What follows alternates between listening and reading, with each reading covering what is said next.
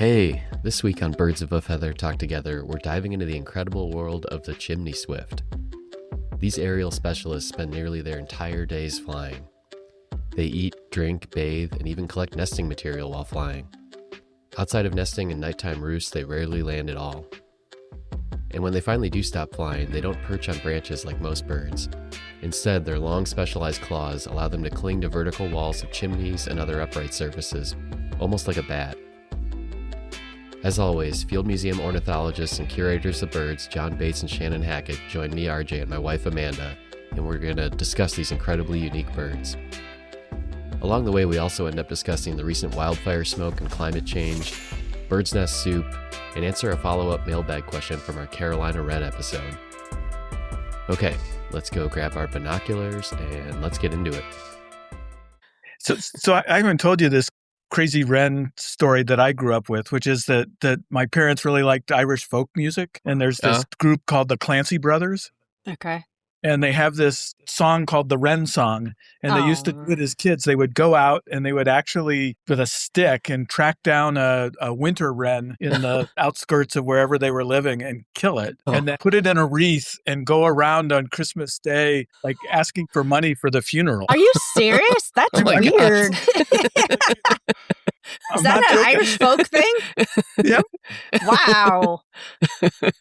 That is so interesting. St. Stephen's Day is what it was.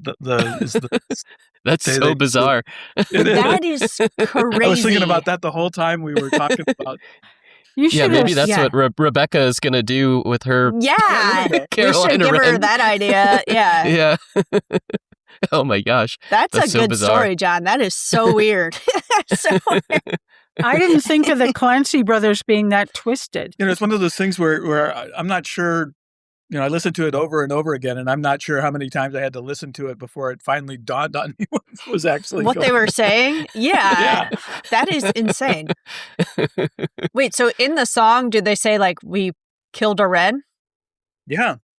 Oh my God. That's weird. I like folk music, but that's a bridge too far. I think they start out with something that's like, children can be very cruel, Jeez. I don't know. That's an understatement. If they made a specimen of it, I might feel a little differently. Yeah, there you exactly. go. There's a fine line hilarious. between cruel and psychopathic, isn't there? Yeah. Yeah. That's true. And anybody who thinks that happens routinely has jumped the line. Yeah. That's hilarious. Although I did take dead things home and took their bodies apart at the picnic table in our backyard when I was a kid. So I didn't kill them, though, but I wasn't unhappy to see a dead squirrel on the road, for example. Yeah. And you weren't going door to door to look for money for the funeral. Yeah. No, Yeah. I was hiding because people would have thought I was weirder than they already did think I was. Yeah. Like a witch or something. Yeah. Well, my mom tells me now I'm an episode of Criminal Minds. It's just that show didn't exist. Oh my gosh, that's hilarious. That show didn't exist when I was little, or I would have been labeled a lot earlier. Yeah. Too funny. That's crazy. Well, are you guys excited to talk about Chimney Swifts? Let's talk Chimney Swifts. Yeah.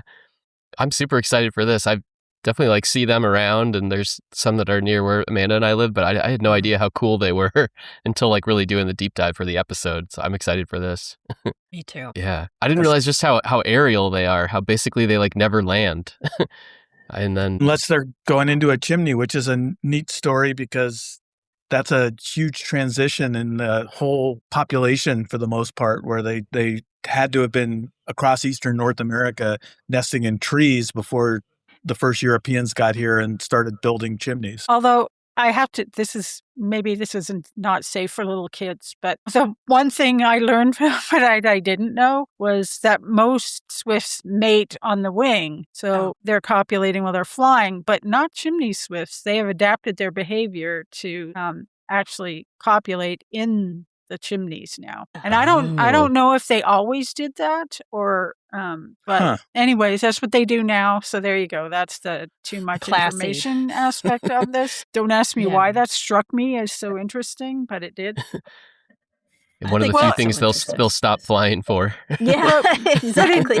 It is interesting because it goes to the idea of behavioral flexibility and what can cause evolutionary changes in populations. So, if there were no chimneys and they were just going to start nesting back in trees, would they stop actually copulating in the tree itself and have enough behavioral flexibility to do that again while they're flying? Mm-hmm. And this question we had about noise is what made me think of this, noise pollution in birds, which we'll talk about sometime in the next few episodes. But it really made me think about that because birds can be adaptive, they can change and then go back if the need to change goes away. But if there's selection that starts operating, then that could be turned into a permanent change, right, in the behavior. And so thank you to listeners for making me think about the world in a new way. So they will mate on the wing sometimes then? And it's just they've adapted now to only do it? Oh, okay. Yeah. So they had to have either mated within the tree or on the wing before. Other swifts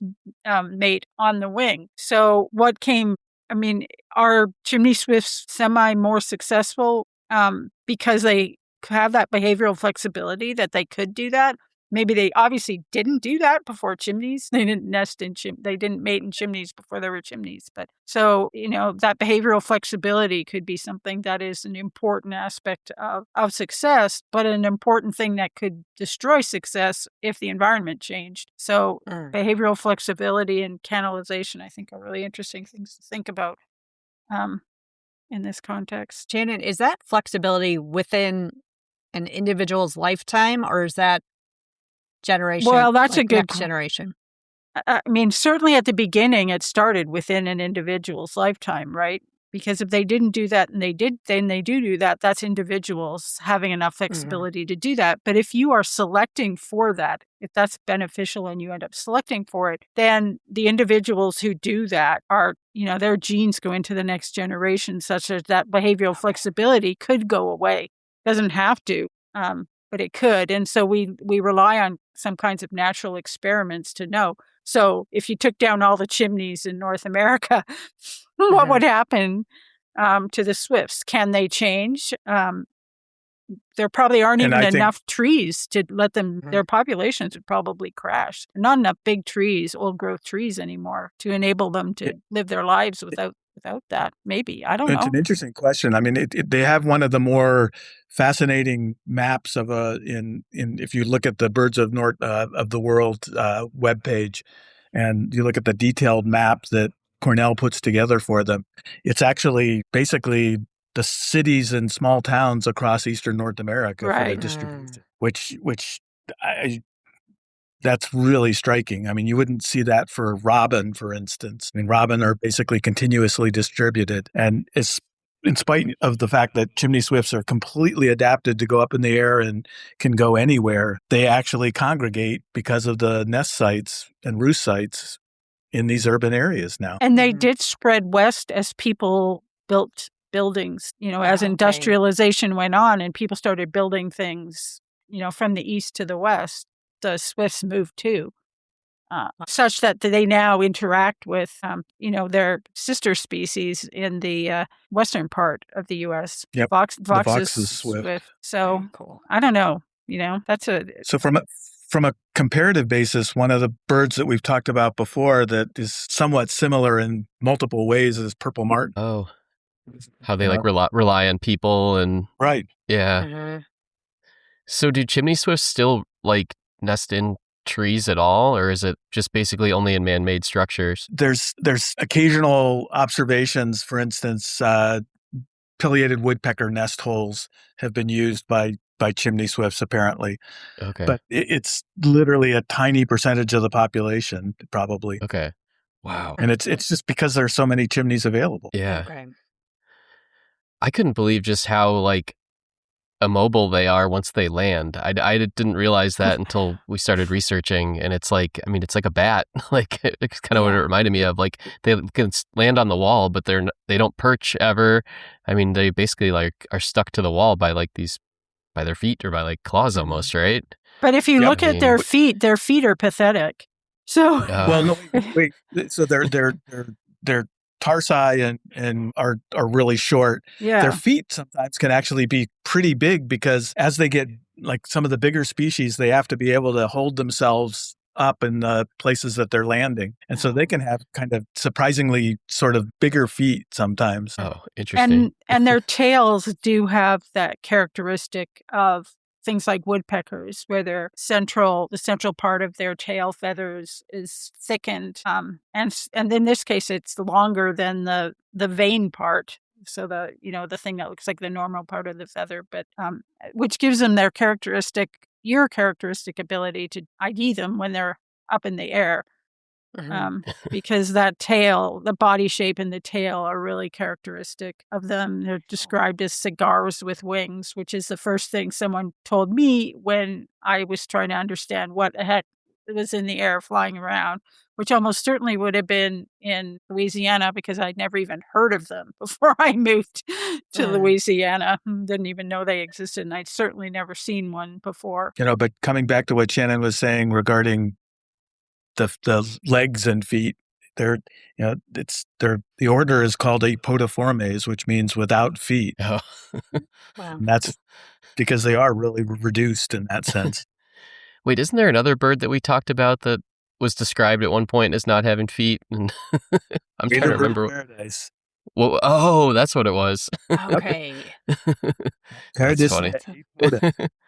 I mean, these birds were enigmatic enough that they were classified in Hirundo, so the same genus that swallows are in, for quite a while, a lot longer than I would have thought before, it was realized that. And the whole pelagica part I find interesting. So their scientific name is Curators pelagica. And you wouldn't think, pelagica? What the heck is that? They're not flying over the ocean like pelagic birds or anything like that.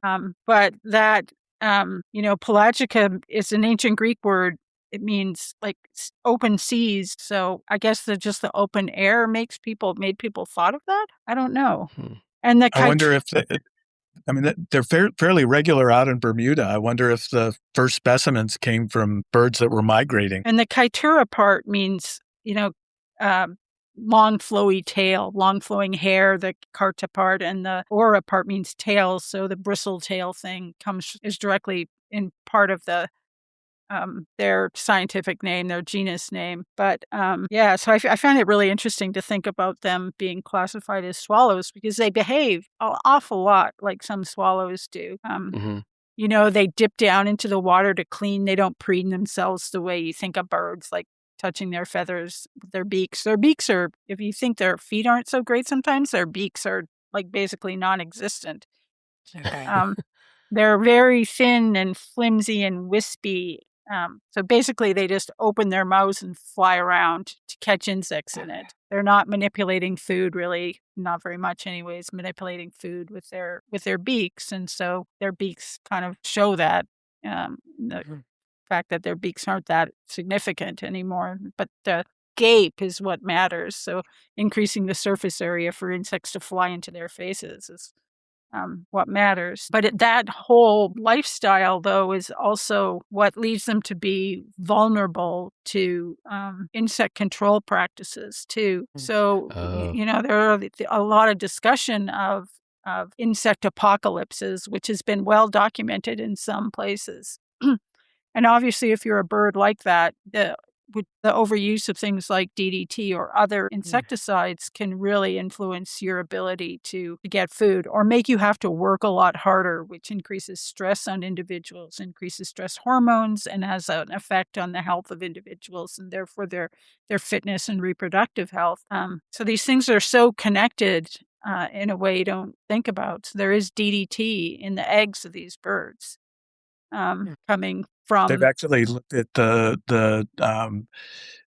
if in places where they nest, excrement will build up below it, and they've analyzed that over the course of like 40 years of data for that, and they were able to show that DDT levels definitely went up during the period of the late 60s and into the 70s. Okay. And then there were some really cool studies. I think these were done I'm not sure where these were done, but to show that in industrialized areas, the birds can fly higher because the thermals associated with the industrial things make the insects go up higher. So they can take advantage of thermals that are created by the man-made structures, man-made industrial structures, and they fly higher. Which puts different insects in their play. Depending on which part of the air column you fly in, there are different insects in those bands. So you can, change what you can feed. So to think about what's going on currently around us, as you guys know, it's been horrible with the smoke from the fires and things. And I was out this morning, and the chimney swifts were much lower than they normally are. Oh, wow. Oh. I think that's probably because the prey items are also not getting up into the air column. Interesting. Yeah, it's not good when the weather reports tell you it's actually dangerous to breathe outside. Not just that you shouldn't go outside, that you might not if you have a asthma or a breathing problem, but when you've gone past the purple range, which we went into for a little while, I didn't know you could go past red, but use purple, which is super bad, and then you go into this, I don't know, burgundy kind of deep purple brown color that means like get the heck inside. Put your air filters on and do not breathe outside. Like, all right, okay. And that's kind of what it's been. I can feel I have a really raspy throat over the last week or so, and I'm positive it's from breathing too much. And we changed the air filter in our air conditioning system a couple days ago, and man, it was really, really, really clogged. Oh, wow. Do you guys have air filters in your apartment? We do. Yeah, we do. We have to talk to our landlord about getting them swapped out. Put that on his list. So that's something that ornithologists are working on. I was hearing about a manuscript that's looking into the role of these fires potentially with affecting population numbers of birds. And one of the birds that was mentioned specifically was purple martin. I don't know whether chimney swifts are like that, but like chimney swifts, purple martins are going way up into the air column. And so, these smoky periods of time can be really difficult for birds like that, potentially. We were wondering, speaking of the fires, I feel maybe last summer or 2 summers ago, we had the same issue with Canadian wildfires. And it's been a serious issue where, like Shannon's talking about, where it's dangerous to go outside. And RJ and I both grew up in the Chicago area, never remember this happening. No. What's going on now that this is becoming like a regular thing for Chicago?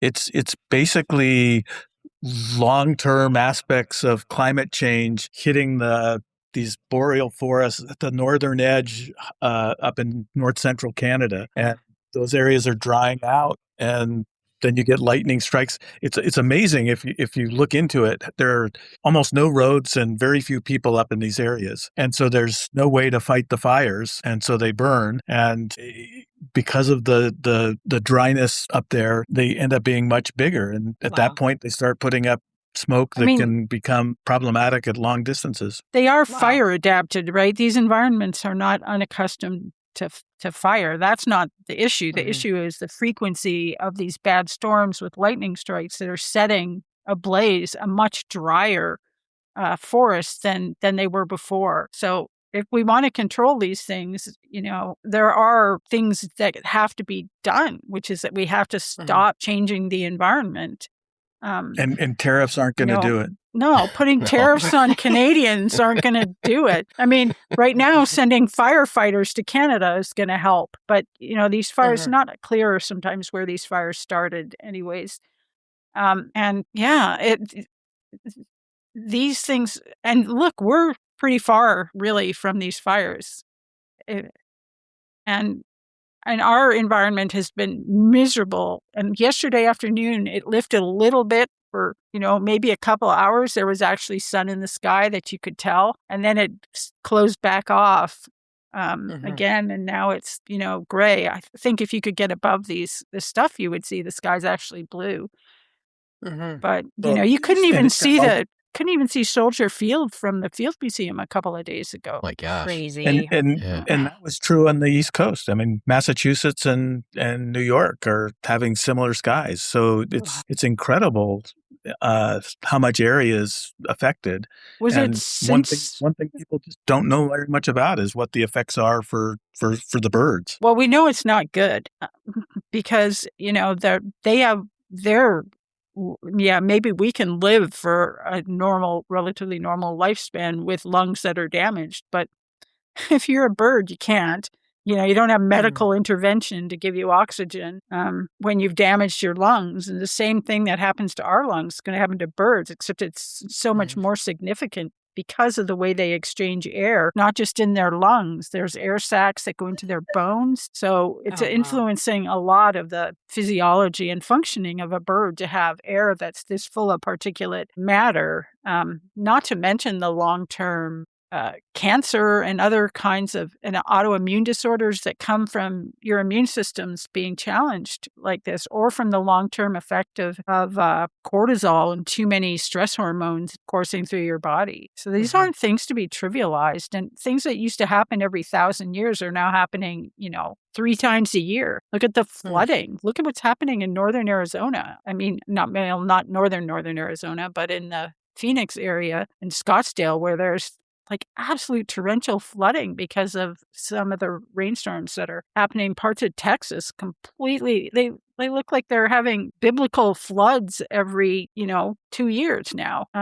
So these are serious alterations to human landscapes and then human health, let alone the environmental health too. So we cannot be separate. You can't make an air conditioner good enough to stop the effects of forest fires happening this fast. You can't build houses that'll ameliorate the effects of these floods. Good luck keeping insects that want to spread bad diseases from getting you when you're in that. I mean, we're in a place where we're not supposed to eat leafy greens because of a disease that, when we take care of the environment and take care of health food supplies and don't fire all the people for government agencies who track these things and care for these things and educate and inform and solve these problems. This is what you get. The government was at least full of experts, like really serious, important experts who sacrificed financial gain for the greater good of serving the people of this country and therefore the people of the world, because so much of what the U.S. does gets spread. You can't just fire people willy-nilly and just you cross your fingers and hope that screwworm doesn't get in and that you fire all the people who used to study these kinds of foodborne illnesses and you think there won't be any more foodborne illnesses. You just, cross your fingers while rich people get super, super, super rich and, think they can buy their way out of these environmental things. Well, there's no Mars. Sorry, Elon Musk at all. There's no backup planet. And you can dream all you want about creating some kind of uber strange set of people that can live somewhere else. Well, it's not going to happen. And so putting your minds and all of that intelligence and all of that wealth and power to making the world better, you make it better for people, we're going to make it better for all of the plants and animals that live on Earth too. Now I'm on a diatribe. I should stop. Yeah, let's if we circle back to this bird, the other thing I wanted to point out is they only spend half the year in North America. Yeah, so what do they do down in South America? There Who knows? There's many chimneys down there. Yeah, it's a fascinating story because to this day, this entire population of millions of birds migrates fairly quickly all the way down into the Amazon basin and then to a large extent disappears. Wow. Or at least it's not clear where the big numbers of them are. Oh, wow. And that to me is absolutely mind-boggling. There's banding returns where they've caught birds in the Amazon basin over the years, and so they know that the Western Amazon seems to be important, but like we're talking a handful of birds as opposed to the entire population. Wow. That's so crazy. That's amazing. And then as I was looking at it, I was fascinated by the other thing about this is, with migrant birds, they often have these migration routes, and some of them some parts of the population go through the West Indies, some go down the coast of Mexico, eastern or western, and with chimney swifts, it feels like there isn't a lot of data on how they do it, except that there are almost no records for the West Indies. Okay. And so somehow that population is probably moving fairly fast down to their wintering grounds, where they're going to spend, several months, so at least half the year. So coming back to what Shannon was saying, I mean, as you look at this, all these migrant birds have to deal with changing situations in two different parts of the world for their success over time. And in the environments they travel to get from point A to point B, too. And then there's the other, I'm fascinated by what we don't know about this bird, too. The fact that a population that big can go all en masse to one place, and then we know almost nothing about what it does. There's almost no site records. Right. There's nothing known. What does it eat? Who knows?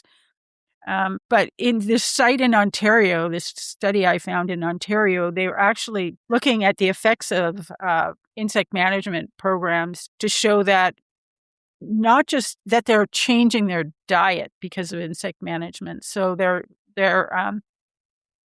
lowering, there's fewer beetles in the diet now than there was 40 years ago. And there's more true bugs or hemiptera in their diets now. So we have permanently changed, well, I don't know about permanent, but we have consistently changed the diet based on insect control practices. So, that kind of stuff can scale, and then it can scale and have an effect on the numbers and ways of breeding of the insects too, because all these things are connected. To me, that's really interesting. I wanted to bring up the nest that they make too, because it's an awesome thing. And that was one thing during COVID. I used to go out and sit on our front porch, and I was watching these chimney swifts come in, and we have an elm that has dead branches. And I suddenly realized that they were actually, I thought they were coming in to kind of forage off of maybe insects that were on the edges of these branches, but they were actually breaking off sticks for their nests. Oh, like wow. mid-flight they do that? Mid-flight. They come in Wow. mid-flight and with their mouth break off a little stick and then take it back, and the nest is basically glued with saliva to the side of the chimney. And we can put up a picture because we have a nest that I've taken pictures of in the past in the bird hall at the Field Museum, and it's just the sticks are actually pretty big. Oh, wow. I was so curious, oh, go ahead, Amanda. Oh, no, you go ahead, RJ. I was just curious, because they hang basically, how do they even start? I mean, it's like they're on the side of a wall and they're hanging. It's not like they're up above and can wedge things in. How do they, just the initial start to make the nest? I feel like that's got to be so challenging. It's fascinating that they can. And you're pointing out another thing which has been challenging for researchers to actually try to observe. Oh, yeah, I'm sure. Yeah. From inside the chimney. What's special about their saliva because can other birds do this type of thing? They do. Well, other birds do use saliva. Okay. We should talk about the birds that are part of bird nest soup sometime. We should do there's a whole bunch of episodes. We should talk about that in more detail about the effects again of humans on some swifts. So bird nest soup is swift nest. Those are swifts from Southeast Asia. Yeah. That are so. Anyways, but we don't have to talk about that now. But saliva is important. So you're drinking saliva if you're eating a bird's nest soup bowl, which you shouldn't do anyway. But wait, so I'm unfamiliar with this soup. Is it actually made with a bird nest? Yes, it is. Okay. And the bird's common name is edible nest swiftlet. Yeah. My gosh. What a name. Edible nest. Okay. Yeah. And people like us have DNA tested things that come from Asian markets and Asian stores to prove that it is actually, we've done this, to prove that it's an actual, thing you're not supposed to have in the stores. Oh, wow. Oh. Wow. So, Wow. yeah. Crazy. So it's been imported illegally. And every once in a while, Fish and Wildlife will bring things to the museum and say, can you tell us what it is? Mhm. And, using DNA technologies, we can actually tell them what it is. Okay. It doesn't take too much work to tell them what it is for the most part. Wow. I mean, the nice thing there is it's a renewable resource. Mm-hmm. Yeah. And so one of the things they've figured out that they can do, because these swifts nest colonially, is they can actually build structures that the swifts will use, and then they can go in and harvest them, actually. That's Oh. Okay. harvest the nests.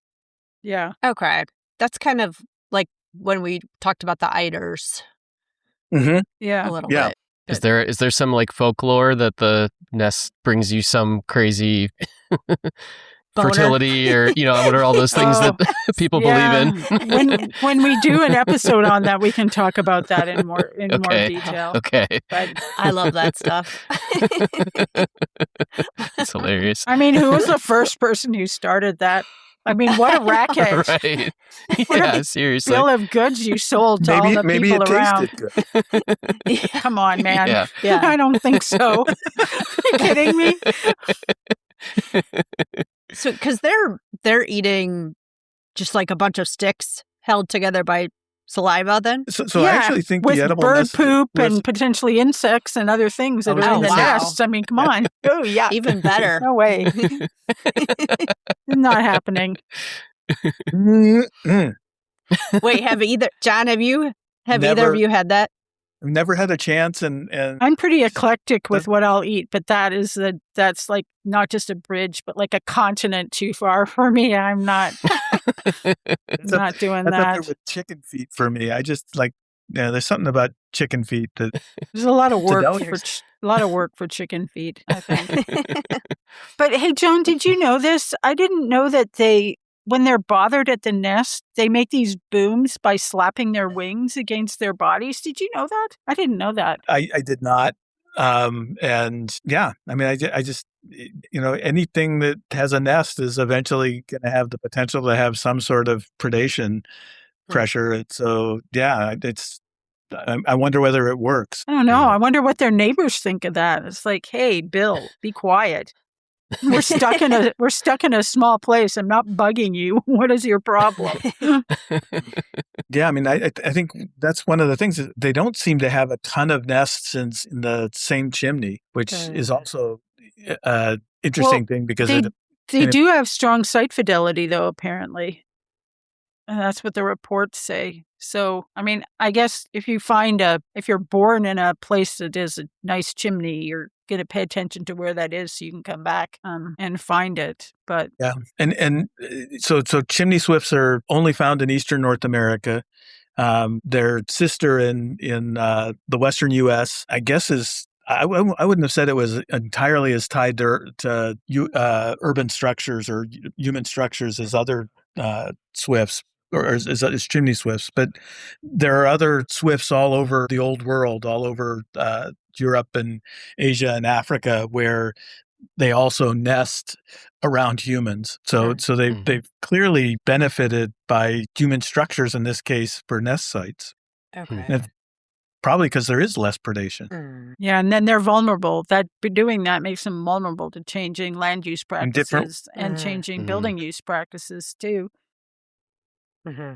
So I wonder how many places are built with chimneys these days. Yeah. Not very many. Yeah. All right. Well, I think we're getting Interesting. kind of close on time. Is there anything else on Chimney Swift before I've got a mailbag question? I have one thing. Apparently, Oh, yeah. Audubon called it chimney swallow. That's how long they were thought of as swallows. Was Wow. well into Audubon period before people figured out that they were swifts. Swifts were related to hummingbirds, and now we know swifts and hummingbirds are nested within something called caprimulgiforms and near owlet nightjars. So. Yeah, so there's so much enigma associated with them, which I think when you look at them, you see, I mean, is it a swift? Is it a swallow? What is it? They behave really similarly. Interesting.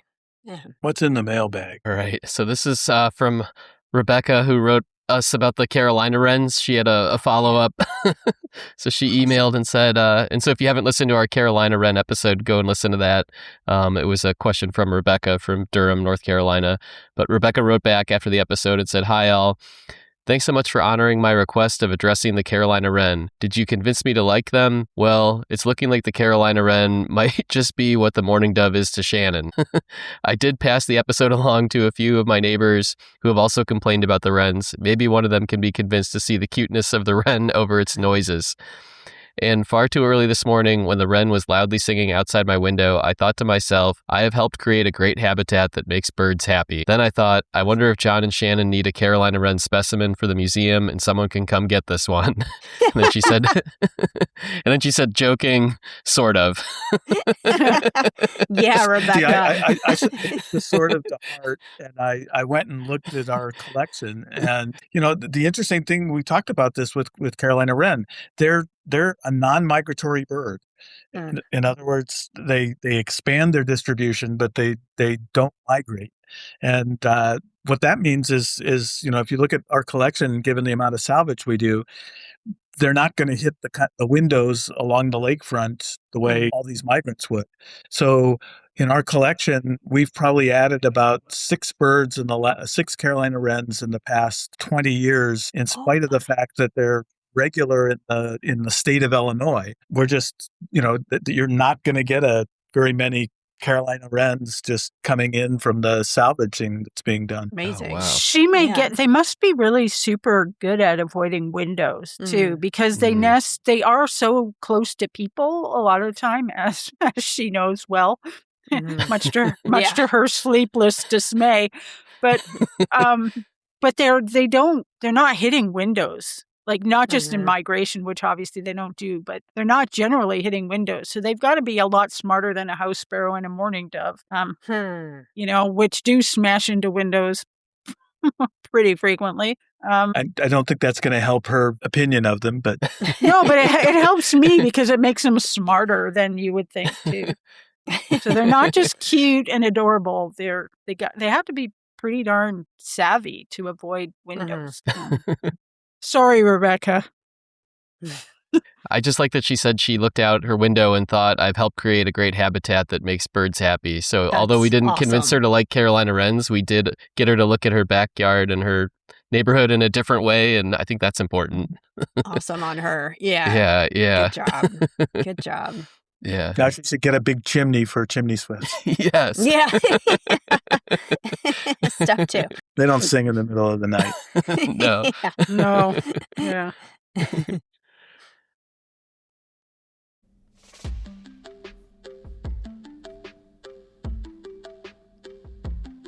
Thank you to everyone for listening. We continue to get great feedback from you all, so thank you for being a part of this with us. You all are the reason why we do this, so thank you for listening and following along. See you all next week. We love you all. Thanks.